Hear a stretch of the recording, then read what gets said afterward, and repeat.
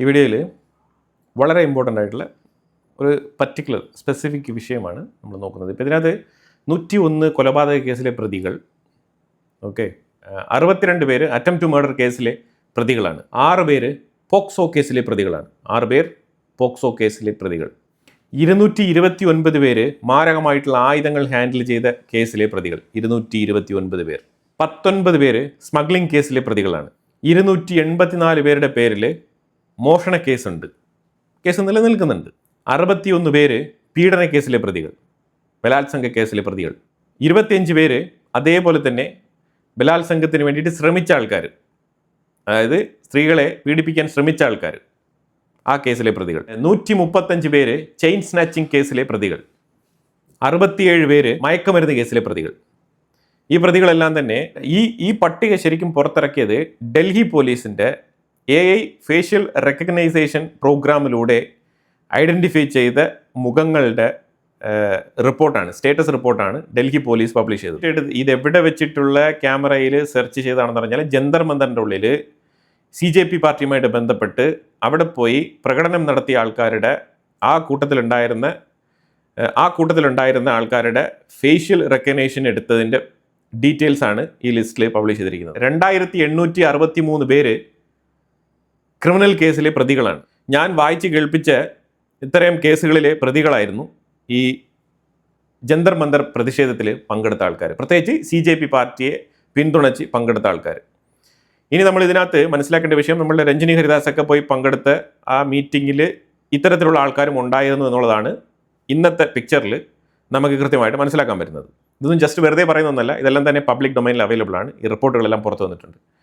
ഇനി ഇതുമായിട്ട് ബന്ധപ്പെട്ട് ശരിക്കും ഈ നീറ്റ് പരീക്ഷയുടെ ചോർച്ചയുമായിട്ട് ബന്ധപ്പെട്ടുള്ള ബില്ല്, അതിൻ്റെ 2 ബില്ല് പാസ്സാക്കാൻ വേണ്ടിയിട്ട് പാർലമെൻറ്റിൽ കാര്യങ്ങൾ തകൃതിയായിട്ട് ചർച്ച ചെയ്യപ്പെടുന്നുണ്ട്.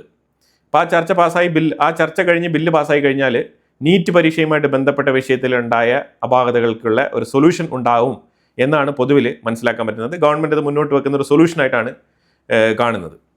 എഡ്യൂക്കേഷൻ മിനിസ്റ്റർ രാജിവെച്ച സമയത്ത് രാജ്യത്ത് പല മേഖലകളിലും ഇതേപോലെ ഈ CJP പാർട്ടിയെ പിന്തുണച്ച ഇതൊരു ജെൻസി പ്രൊട്ടസ്റ്റിൻ്റെ വിജയമാണെന്നൊക്കെ ആഘോഷിച്ച ആൾക്കാരൊക്കെ വലിയ രീതിയിൽ അവരുടെ സമരം വിജയിച്ചതായിട്ട് പ്രഖ്യാപനങ്ങൾ നടത്തുന്നുണ്ടായിരുന്നു.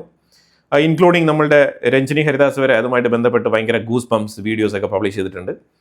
അപ്പോൾ ശരിക്കും നമ്മൾ മനസ്സിലാക്കേണ്ടത് ഇവരൊക്കെ ഇതിനു മുമ്പ് കേരളത്തിൽ തന്നെ ഉണ്ടായിരുന്ന ആൾക്കാരാണ്. ഇവരൊക്കെ എന്താണ് ചെയ്തിരുന്നത്? കേരളത്തിൻ്റെ ഉള്ളിൽ നടക്കുന്ന പലതരത്തിലുള്ള വിഷയങ്ങൾക്കെതിരെയും ഇവർ പ്രതിഷേധിച്ചിട്ടുണ്ടോ എന്ന് ചോദിച്ചു കഴിഞ്ഞാൽ ഒരു ബിഗ് ക്വസ്റ്റ്യൻ മാർക്കാണ് ഉള്ളത്. അതാണ് നമ്മളിവിടെ ശ്രദ്ധേയമായിട്ട് നോക്കി കാണേണ്ടത്. നാളെ ഇതേ വ്യക്തികൾ, അതായത് ഈ CJP പാർട്ടി എന്ന് പറഞ്ഞ ഈ പാർട്ടി, കോക്രോച്ച് പാർട്ടി, നാളെ ഇന്ത്യ ഭരിക്കുന്നു എന്ന് തന്നെ വെച്ചോളൂ. എന്തായിരിക്കും ഇവരുടെ നിലപാട്? എഡ്യൂക്കേഷൻ സിസ്റ്റത്തിൽ ഇവർ എന്ത് തരത്തിലുള്ള മാറ്റങ്ങളാണ് കൊണ്ടുവരാൻ പോകുന്നത്? അതുമായിട്ട് ബന്ധപ്പെട്ട് ഏതെങ്കിലും തരത്തിൽ ഇവർ ഒരു പഠന റിപ്പോർട്ട് പുറത്തുവിട്ടിട്ടുണ്ടോ? ഇവരുടെ കയ്യിലുണ്ടോ? എഡ്യൂക്കേഷൻ സിസ്റ്റം, അതുപോലെ ഈ നീറ്റ് പരീക്ഷ, ഈ സംവിധാനങ്ങളൊക്കെ നമ്മൾ ഇതുമായിട്ട് ബന്ധപ്പെട്ടൊക്കെ വിശദമായിട്ട് ചർച്ച ചെയ്തിട്ടുണ്ട്.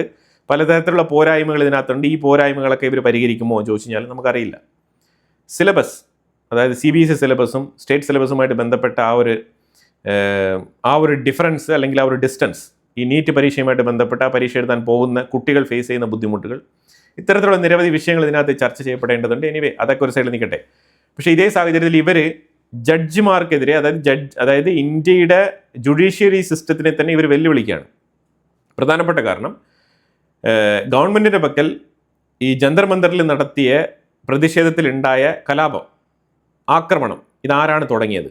റാപ്പിഡ് ഫോഴ്സ് ശരിക്കും അവിടെ ഈ ടിയർ ഗ്യാസ് പോലും ഉപയോഗിച്ചില്ല ആദ്യഘട്ടത്തിൽ. ഈ കലാപം തുടങ്ങുന്നതിന് മുന്നേ പോലീസോ അല്ലെങ്കിൽ റാപ്പിഡ് ഫോഴ്സോ ഈ ടിയർ ഗ്യാസ് പോലും ഉപയോഗിച്ചിരുന്നില്ല എന്നുള്ള വാർത്തകളൊക്കെ വരുന്നുണ്ട് ഇപ്പോൾ. ഇതുമായിട്ട് ബന്ധപ്പെട്ട CCTV ദൃശ്യങ്ങൾ കോടതിയിൽ സബ്മിറ്റ് ചെയ്യാൻ വേണ്ടിയിട്ട് കൃത്യമായിട്ട് കളക്ട് ചെയ്ത് സ്റ്റഡി ചെയ്ത് അതുമായിട്ട് ബന്ധപ്പെട്ട റിപ്പോർട്ട് കോടതിയിൽ സബ്മിറ്റ് ചെയ്യും. ഇപ്പോൾ ഇവർ പറഞ്ഞുകൊണ്ടിരിക്കുന്ന വിഷയം എന്താണെന്ന് പറഞ്ഞാൽ, ഈ ജന്തർ മന്ദറിൽ നിരവധി പേരെ പോലീസ് അറസ്റ്റ് ചെയ്ത് വെച്ചിട്ടുണ്ട്. ഈ അറസ്റ്റ് ചെയ്യപ്പെട്ട വ്യക്തികളുടെ FIR റദ്ദാക്കണം എന്നുള്ളതിനെക്കുറിച്ചാണ് ഇപ്പം ഈ CJP പാർട്ടി ഗവൺമെൻറ്റിനെ ഭീഷണിപ്പെടുത്തിക്കൊണ്ടിരിക്കുന്നത്. അങ്ങനെ തന്നെ പറയേണ്ടി വരും. ഇപ്പോൾ ഈ അഭിജിത് ദീപ്കെ കൂടുതലായിട്ട് കാണുന്നില്ല. ഇപ്പം ശരിക്കും വെസ്റ്റ് ബംഗാളിലുള്ള കുറച്ച് ആൾക്കാരാണ് ഇപ്പോൾ കൂടുതലായിട്ട് ഇപ്പോൾ ഇതിനകത്ത് ഇറങ്ങി വന്നുകൊണ്ടിരിക്കുന്നത്. അതായത് ഇതിനകത്ത് മനസ്സിലാക്കേണ്ടത് വെച്ചാൽ തോറ്റ കുറേ ആൾക്കാരുണ്ട്. അത് ഇലക്ഷനിൽ പരാജയപ്പെട്ട ആൾക്കാർ എല്ലാവരും കൂടി ഒത്തുചേർന്നുകൊണ്ടാണ് ഇപ്പോൾ ഈ ഒരു പ്രതിഷേധം നടത്തിയിരിക്കുന്നത്. ഇപ്പോൾ BJP തന്നെ തുടർച്ചയായിട്ട്, അല്ലെങ്കിൽ ഈ നരേന്ദ്രമോദി സർക്കാർ തന്നെ തുടർച്ചയായിട്ട് ഇവിടെ ഭരിക്കണം എന്നുള്ള ആഗ്രഹമൊന്നും ഉള്ള ആളല്ല. പക്ഷേ ഇവിടെ ശക്തമായിട്ടുള്ള പ്രതിപക്ഷമില്ല എന്നുള്ളത് എൻ്റെ വ്യക്തിപരമായിട്ടുള്ള അഭിപ്രായമാണ്. പ്രതിപക്ഷമില്ല, അത് യാഥാർത്ഥ്യമാണ്. നരേന്ദ്രമോദി വീണ്ടും വീണ്ടും വിജയിക്കും. അതിന് പ്രധാനപ്പെട്ട കാരണം ശക്തമായിട്ടുള്ള അടിത്തറയുള്ള ബേസിക് ലെവലിലുള്ള കാര്യങ്ങൾ മനസ്സിലാക്കിക്കൊണ്ട് പഠിച്ചുയർന്നു വന്ന ഒരു പ്രതിപക്ഷം ഇവിടെ ഇല്ല. അത് യാഥാർത്ഥ്യമാണ്. ആ യാഥാർത്ഥ്യ ബോധ്യം മനസ്സിലാക്കിക്കൊണ്ടാണ് ഞാൻ ഈ വിഷയം ഇവിടെ ആധികാരികമായിട്ട് പറയുന്നത്. അതുപോലെ തന്നെ ഇപ്പോൾ 3 പാർട്ടികൾ ചേർന്നുള്ള ഒരു സെൻട്രൽ ഗവൺമെൻറ്റാണ് അവിടെ ഉള്ളതെങ്കിൽ 30-40 പാർട്ടികൾ ചേർന്നുകൊണ്ടുള്ള ഒരു സെൻട്രൽ ഗവൺമെൻറ്റിനെ ഇന്ത്യൻ ജനത അവിടെ ആഗ്രഹിക്കുന്നില്ല. അതാണ് യാഥാർത്ഥ്യം. ഇനി അഥവാ ആഗ്രഹിച്ച് ഇവരെ കൊണ്ടുവന്നാൽ തന്നെയും ഇപ്പം ഭരിച്ചുകൊണ്ടിരിക്കുന്ന പാർട്ടി അത്രയ്ക്ക് പുവർ ലെവലിൽ പ്രകടനം കാഴ്ചവെച്ചാൽ മാത്രമേ ഒരു സമൂഹം അല്ലെങ്കിൽ ഒരു സൊസൈറ്റി, ഒരു എഡ്യൂക്കേറ്റഡ് സൊസൈറ്റി ശരിക്കും ഇത്തരത്തിലുള്ള 30-40 പാർട്ടികൾ ചേർന്നുകൊണ്ടുള്ള പ്രതിപക്ഷത്തെ അവിടെ കൊണ്ടിരുത്തുള്ളൂ. ഇതാണ് പ്രധാന റീസൺ. അതാദ്യം മനസ്സിലാക്കിക്കൊള്ളുക. അപ്പോൾ നിലവിൽ രാജ്യത്തിൻ്റെ ഒരു പുരോഗതി വെച്ച് നോക്കുമ്പോഴത്തേക്കും തീർച്ചയായിട്ടും വിലക്കയറ്റമുണ്ട്, ഇൻഫ്ലേഷനുണ്ട്, ഇല്ല എന്നില്ല. പക്ഷേ ഇന്നത്തെ ഒരു സാഹചര്യം യുദ്ധസമാനമായ സാഹചര്യമല്ല, യുദ്ധം തന്നെയാണ് നടന്നുകൊണ്ടിരിക്കുന്നത്. ആ പശ്ചാത്തലത്തിലാണ് ഇന്ത്യയുടെ പെർഫോമൻസ് ഇത്തരത്തിലെങ്കിലും മുന്നോട്ട് പോയിക്കൊണ്ടിരിക്കുന്നത്. അപ്പോൾ ഇതൊക്കെ കുറച്ചെങ്കിലും എക്കണോമിക്സ് അതുപോലെ തന്നെ ജിയോ പൊളിറ്റിക്സ് ഇതൊക്കെ മനസ്സിലാക്കുന്ന ആൾക്കാർക്ക് വളരെ വ്യക്തമായിട്ട് മനസ്സിലാക്കാൻ പറ്റും. അവർക്ക് ശരിക്കും അൺബയാസ്ഡ് ആയിട്ട് ഈ കാര്യങ്ങളെ നോക്കിക്കാണാൻ കഴിയും. ഇത് ശരിക്കും പറഞ്ഞാൽ ഇതൊരു BJP കാരൻ പറയുന്നത് പോലെയോ അല്ലെങ്കിൽ ഒരു LDF അനുഭാവി പറയുന്നത് പോലെയോ അല്ലെങ്കിൽ ഒരു UDF അനുഭാവി പറയുന്നത് പോലെയോ ഇതിനെ നോക്കിക്കാണേണ്ട ആവശ്യമില്ല. ഞാൻ പറയുന്നത് വളരെ വ്യക്തമായിട്ടുള്ള കാര്യമാണ്. കാരണം നിങ്ങൾ നോക്കൂ, കോർട്ട് ഓർഡർ കൊടുത്തിരിക്കുന്നത് 18 വയസ്സിന് താഴെയുള്ള കുട്ടികളെ ഇതേപോലത്തെ ഈ കലാപത്തിൻ്റെ ഇടയിൽ അറസ്റ്റ് ചെയ്തിട്ടുണ്ടെങ്കിൽ അവരെ റിലീസ് ചെയ്യുക. ഇത് കോടതി പറഞ്ഞാണ്. ഇന്ത്യയുടെ ലോ അനുസരിച്ചിട്ടാണ് കോടതി ഉത്തരവ് പറയുന്നത്. കോടതി പറയുന്നത് ഇന്ത്യയുടെ ഭരണഘടന അനുസരിച്ചുള്ള വിധിയാണ്. അപ്പോൾ ഇതിൽ വേറൊരു വിഷയം കിടപ്പുണ്ട്. എന്താണെന്ന് പറഞ്ഞാൽ ഇപ്പം ഈ CJ പാർട്ടിയുടെ നിർദ്ദേശം എന്താണ്? അവരുടെ റിക്വസ്റ്റ് ഈ കലാപത്തിൽ അറസ്റ്റ് ചെയ്ത CJ പാർട്ടിയുമായിട്ട് ബന്ധപ്പെട്ട് ഈ രാജ്യത്തിൻ്റെ ഉള്ളിൽ എവിടെയൊക്കെ കേസ് ഫയൽ ചെയ്തിട്ടുണ്ടോ ആ കേസിൻ്റെ FIR എല്ലാം റദ്ദാക്കുക എന്നുള്ളതാണ് അവരുടെ നിർദ്ദേശം. ഇത് നമ്മുടെ രാജ്യത്തിൽ നിലവിലുള്ള നിയമത്തിനെ വെല്ലുവിളിക്കുന്നതിന് തുല്യമാണോ ഇല്ലയോ എന്നുള്ളത് മാത്രമാണ് നമ്മളിവിടെ നോക്കിക്കാണേണ്ടത്. ഒരു FIR ഇട്ട് കഴിഞ്ഞാൽ അതുമായിട്ട് ബന്ധപ്പെട്ട് അന്വേഷണം നടക്കേണ്ടതുണ്ട്. അന്വേഷണം നടത്തിയ അന്വേഷണം ഈ FIR ശരിയാണോ ഇല്ലെങ്കിൽ ഈ FIR ഫേക്ക് ആണോ എന്നുള്ളതൊക്കെ തീരുമാനിക്കേണ്ടത് കോടതിയിലാണ്. FIR ഇട്ട് കഴിഞ്ഞാൽ അത് പോകേണ്ട ഒരു ചാനലുണ്ട്. ആ ചാനലിലൂടെ അത് മുന്നോട്ട് പോകും. അപ്പോൾ ഇവിടെ വന്നിട്ട് FIR റദ്ദാക്കണം എന്ന് പറഞ്ഞു കഴിഞ്ഞാൽ ഇതൊക്കെ ശരിക്കും തനി ഗുണ്ടായിസമാണ്. അപ്പോൾ ഇവരുടെ കയ്യിലൊക്കെ ഭരണം പോയി കഴിഞ്ഞാൽ എന്തായിരിക്കും അവസ്ഥ? ഇതാണ് മനസ്സിലാക്കേണ്ടത്. ഇനി അത് മാത്രമല്ല, ഇപ്പോൾ ഈ 18 വയസ്സിന് താഴെയുള്ള കുട്ടികളെ അറസ്റ്റ് ചെയ്യേണ്ടതില്ല, അവരെ വിട്ടയക്കുമെന്ന് ജഡ്ജി പറഞ്ഞത് ശരിക്കും ആ കുട്ടികളുടെ ഭാവിയും അതുപോലെ തന്നെ അവരുടെ അറിവില്ലായ്മയും കൊണ്ട് അവർ ഇത്തരത്തിലുള്ള കലാപങ്ങളിൽ ചെന്ന് പെട്ട് അവരുടെ ഭാവി തൊലഞ്ഞു പോകണ്ടെന്ന് പറഞ്ഞിട്ട് ഒരു പോസിറ്റീവായിട്ടുള്ള തീരുമാനമാണ് പുള്ളിക്കാരൻ ആ ഒരു ഡിസിഷനിലൂടെ അറിയിച്ചത്. പക്ഷെ ഇപ്പോൾ ഇവിടെ ഇവർക്ക് മനസ്സിലായത് എന്താണ്? CJ പാർട്ടിക്ക് ഇപ്പോൾ മനസ്സിലായത് അപ്പോൾ 18 വയസ്സിന് മുകളിലുള്ള ഈ ആക്രമണം കാണിച്ച പോലീസുകാർക്കെതിരെ ആക്രമണം നടത്തിയ പോലീസുകാരെ വടിയെടുത്തടിച്ച് കല്ലെടുത്തെറിഞ്ഞ വ്യക്തികളെ റിലീസ് ചെയ്യില്ല, അവരുടെ FIR നിലനിൽക്കും എന്നുള്ളതാണ് ഈ വിധിയുടെ മറ്റൊരു വശം. അപ്പോൾ ഇവർക്ക് വളരെ വ്യക്തമായിട്ട് മനസ്സിലായി. അപ്പോൾ അതുമായിട്ട് ബന്ധപ്പെട്ട് ഇപ്പോൾ ഇവർ ഗവൺമെൻറ്റിനെ ഭീഷണിപ്പെടുത്തുകയാണ്. അതായത് ഞങ്ങളുടെ മെമ്പേഴ്സ് ആയിട്ടുള്ള എല്ലാ ആൾക്കാരുടെയും കേസ് റദ്ദാക്കി അവരെ റിലീസ് ചെയ്യണം എന്നാണ് പറയുന്നത്. ഇങ്ങനെ ഇന്ത്യയിലൊരു നിയമമില്ല. ഇനി പബ്ലിക് ന്യൂസൻസ് കേസായാൽ പോലും അത് അന്വേഷിക്കണം. അതുമായിട്ട് ബന്ധപ്പെട്ട ആ ഒരു ഗ്രൂപ്പ് വീഡിയോയും കാര്യങ്ങളൊക്കെ എടുത്ത് അത് പരിശോധന നടത്തി കോടതി തീരുമാനിക്കേണ്ട വിഷയമാണ്. അല്ലാതെ ഇവർ ന്യായമായിട്ടുള്ള കോസ്റ്റിന് വേണ്ടിയിട്ടാണ് ഇവർ സമരം ചെയ്യുന്നതെങ്കിൽ ഓക്കെയാണ്. ഇപ്പോൾ ഇവർ നീറ്റിന് വേണ്ടി സമരം ചെയ്തു, അപ്രിഷിയേറ്റഡ്. അതിലൊന്നും ആർക്കും മറ്റൊരു അഭിപ്രായമില്ല. നീറ്റ് എന്ന് പറഞ്ഞ ഒരു ഇഷ്യൂ ഇവിടെ വീണ് കിട്ടിയതാണ് CJ പാർട്ടിക്ക്. നീറ്റ് മാത്രം ഇപ്പം സംഭവിച്ചില്ലായിരുന്നുണ്ടെങ്കിൽ CJ പാർട്ടിക്ക് ലൈഫില്ല. CJ പാർട്ടി ഇത്തരത്തിലൊരു പ്രതിഷേധം ഇവിടെ ആളിക്കത്തിക്കാൻ സാധിക്കില്ലായിരുന്നു. കാരണം എന്താണ്? നീറ്റുമായിട്ട് ബന്ധപ്പെട്ട് സ്റ്റുഡൻസിൻ്റെ പ്രക്ഷോഭം SFI മുതൽ കൊണ്ടുള്ള പല സംഘടനകളുടെയും സപ്പോർട്ട് അവർക്ക് കിട്ടുകയുണ്ടായി. തീർച്ചയായിട്ടും ഞാൻ പറഞ്ഞതുപോലെ ശക്തമായിട്ടുള്ള ഒരു പ്രതിപക്ഷം വേണമല്ലോ. അപ്പോൾ ആ പ്രതിപക്ഷത്തിൻ്റെ ഒരു ശക്തി കാണിക്കാൻ വേണ്ടിയിട്ട് ഇവർ പലതരത്തിലുള്ള പല മേഖലകളിലുള്ള ആൾക്കാരെയൊക്കെ ഇവർ വിളിച്ചു ചേർത്തിട്ടുണ്ടായിരുന്നു ഈ CJ പാർട്ടി. അങ്ങനെ കൂടി ചേർന്നതാണ് ഈ 2800 ക്രിമിനൽസിൻ്റെ സപ്പോർട്ടും കൂടി.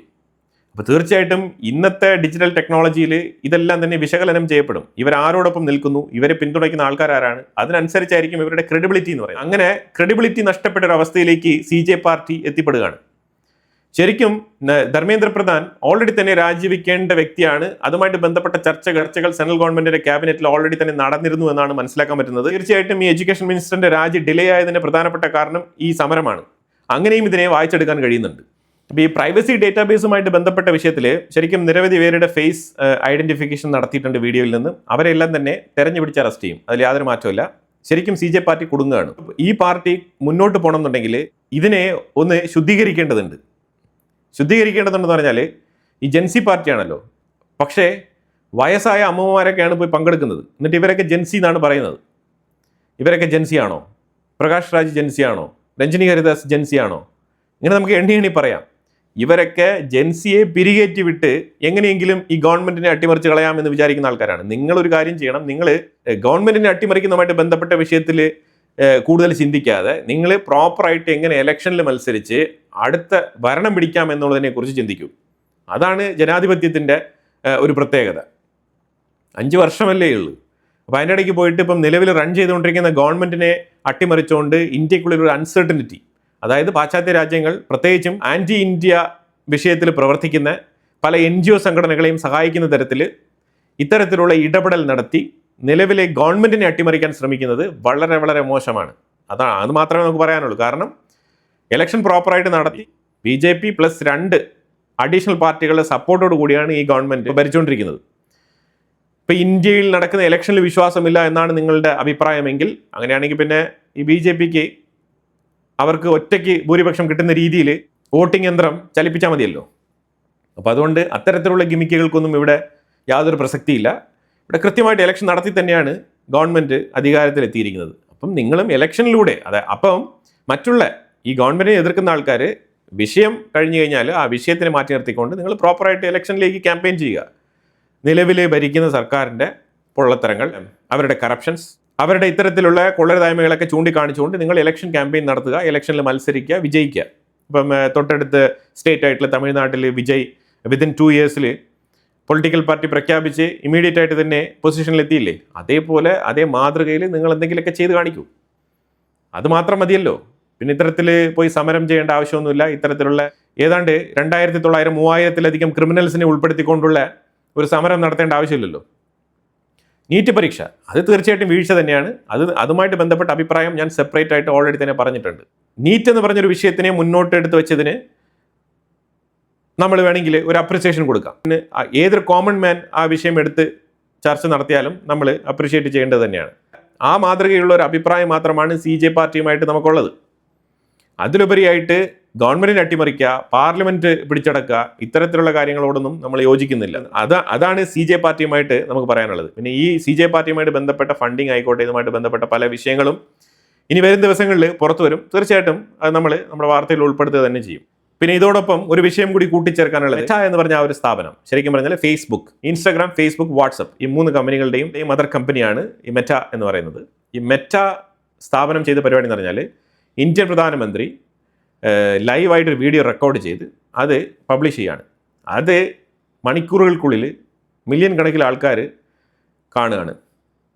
പക്ഷേ അടുത്ത 24 മണിക്കൂറിനകത്ത് ആ വീഡിയോ അൺഅവൈലബിൾ ആണ്. പ്രത്യേകിച്ച് ഇൻ ദിസ് റീജിയൻ, ഇന്ത്യൻ റീജിയനിൽ ഇത് അവൈലബിൾ അല്ല. അപ്പോൾ മെറ്റ എന്ന് പറഞ്ഞ കമ്പനി ഇന്ത്യൻ ഗവൺമെൻറ്റിൻ്റെ തന്നെ, അതായത് ഇന്ത്യയുടെ പ്രധാനമന്ത്രി പോസ്റ്റ് ചെയ്ത പോസ്റ്റിനെ തന്നെ മരവിപ്പിക്കുന്ന രീതിയിലുള്ള പവറുള്ള ആൾക്കാരാണ് എന്നുള്ളത് വീണ്ടും വീണ്ടും അവർ തെളിയിച്ചുകൊണ്ടിരിക്കുകയാണ്. ഈ വിഷയവുമായിട്ട് ബന്ധപ്പെട്ട് ഇന്ത്യയുടെ ബ്രോഡ്കാസ്റ്റിംഗ് മിനിസ്ട്രി, അതേപോലെ തന്നെ ഇന്ത്യയുടെ സൈബർ വിങ് ശക്തമായ രീതിയിൽ ആക്ഷൻസ് എടുക്കേണ്ടതുണ്ട്. പ്രത്യേകിച്ച് മെറ്റ എന്ന് പറഞ്ഞ കമ്പനിക്കെതിരെ പ്രോപ്പർ ചാനലിലൂടെ തന്നെ ആക്ഷൻ എടുക്കേണ്ടതുണ്ട്. കാരണം ഇവിടെ അത്രത്തോളം ഇന്ത്യക്കുള്ളിൽ വളരെ ശക്തമായ രീതിയിലൊരു വിഷയം ചർച്ച ചെയ്യപ്പെട്ടുകൊണ്ടിരിക്കുകയാണ്. അതിന് ഒരു ആൻസർ കൊടുക്കുന്ന രീതിയിലാണ് ഇന്ത്യയുടെ പ്രധാനമന്ത്രി വീഡിയോ റെക്കോർഡ് ചെയ്ത് പബ്ലിഷ് ചെയ്യുന്നത്. ആ വീഡിയോ മരവിപ്പിക്കണം എന്നുണ്ടെങ്കിൽ എന്താണ് അതിൻ്റെ പുറകിലെ ഉദ്ദേശം? അതും പ്രത്യേകിച്ച് ഏറ്റവും പോപ്പുലർ ആയിട്ടുള്ള വ്യക്തികൾ വീഡിയോ ഇടുമ്പോഴത്തേക്കും അതിന് ശരിക്കും കൃത്യമായിട്ടുള്ള റീച്ച് കിട്ടും. എന്നാൽ ഈ വീഡിയോ മരവിപ്പിക്കാൻ വേണ്ടിയിട്ട് റിക്വസ്റ്റ് ഇട്ട ആളുടെ ഡീറ്റെയിൽസോ വിവരങ്ങളോ ഒന്നും തന്നെ മെറ്റ എന്ന് പറഞ്ഞ ആ ഒരു കമ്പനി ഇതുവരെ പുറത്ത് പബ്ലിഷ് ചെയ്തിട്ടില്ല. അപ്പോൾ ഇത് ലീഗലി അവർ ഗവൺമെൻറ്റിന് ഇത്തരത്തിലുള്ള വിഷയങ്ങളൊക്കെ കോൺഫിഡൻഷ്യലായിട്ട് കൈമാറേണ്ടതാണ്. ഇനി അവർ എന്ത് തരം ഫ്രീഡം ഓഫ് എക്സ്പ്രഷൻ, എന്ത് തരം ഫ്രീഡം ഓഫ് സ്പീച്ച് എന്നൊക്കെ പറഞ്ഞുകൊണ്ട് വന്നാലും അത് ഇന്ത്യ എന്ന് പറഞ്ഞ രാജ്യത്തിനുള്ളിൽ അവർ പ്രവർത്തിക്കണം എന്നുണ്ടെങ്കിൽ അവർ ഇത്തരത്തിലുള്ള കാര്യങ്ങൾ ചെയ്തിരിക്കണം, ഉറപ്പാണ്. ഇന്ത്യയുടെ നിയമ നടപടികൾക്ക് വിധേയമായി വേണം ഇവിടെ ഇന്ത്യക്കുള്ളിൽ, അത് സോഷ്യൽ മീഡിയ ആയിക്കോട്ടെ, ഏതൊരു മാധ്യമ പ്രവർത്തനമായിക്കോട്ടെ നടക്കേണ്ടത്. അപ്പോൾ തീർച്ചയായിട്ടും മെറ്റ എന്ന് പറഞ്ഞ ആ ഒരു സ്ഥാപനം ഇന്ന് ഇന്ത്യൻ പ്രധാനമന്ത്രി നരേന്ദ്രമോദിയാണ് എന്ന് പറഞ്ഞിട്ട് മറ്റുള്ള പാർട്ടികൾ അവരിതുമായിട്ട് ബന്ധപ്പെട്ട് സൈലൻ്റ് ആയിട്ടിരിക്കുകയാണെന്നുണ്ടെങ്കിൽ ഇവർ ഭരിക്കേണ്ട ഒരു സമയം വരും. ആ സമയവും ഈ മെറ്റ എന്ന് പറഞ്ഞ സ്ഥാപനം ഇതേ നിലപാട് സ്വീകരിച്ചു കഴിഞ്ഞാൽ അത് ഓക്കെ ആണോ എന്നുള്ള രീതിയിലാണ് ചിന്തിക്കേണ്ടത്. നമ്മൾ ഓരോ വിഷയത്തെയും സമീപിക്കേണ്ട ചില രീതിയുണ്ട്. ചില വിഷയങ്ങൾ നമുക്ക് വേണമെങ്കിൽ കണ്ണടച്ച് വിടാം, പക്ഷേ ഇങ്ങനത്തെ വിഷയങ്ങളൊക്കെ അങ്ങനെ കണ്ണടച്ച് വിടാൻ പറ്റുന്ന വിഷയങ്ങളല്ല. ഈ വിഷയത്തിൻ്റെ സീരിയസ്നെസ്, ഇതിൻ്റെ ഗൗരവം നിങ്ങൾക്ക് മനസ്സിലായിട്ടുണ്ടാവും എന്ന് ഞാൻ പ്രതീക്ഷിക്കുന്നു. അപ്പോൾ ഈ വിഷയത്തിനെക്കുറിച്ചുള്ള നിങ്ങളുടെ അഭിപ്രായങ്ങൾ കമൻറ്റ് ബോക്സിൽ രേഖപ്പെടുത്തുക. കൂടുതൽ വാർത്തകളുമായിട്ട് അടുത്ത വീഡിയോയിൽ വരാം. Thank you so much.